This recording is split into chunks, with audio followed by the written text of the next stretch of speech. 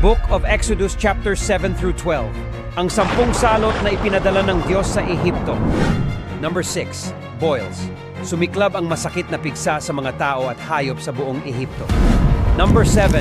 Hail and fire. Umulan ng yelo na may halong apoy sa lupain na sumira sa mga pananim at nagdulot ng pinsala sa lahat ng bagay sa landas nito.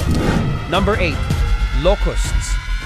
Sinalakay ng mga pulutong ng mga balang ang Ehipto at natupok ang anumang natitirang halaman pagkatapos ng yelo. Number 9. Darkness. 3 araw na natabunan ng makapal na kadiliman ang lupain ng Ehipto, ngunit may liwanag ang mga Israelita sa kanilang mga tirahan. Number 10.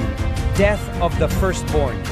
Ang huli at pinakamatinding salot kung saan ang panganay ng bawat sambahayan sa Ehipto, kapwa tao at hayop, ay namatay maliban sa mga nasa sambahayan na sumunod sa mga tagubilin ng Diyos na markahan ang kanilang mga pintuan ng dugo ng tupa bilang tanda ng proteksyon.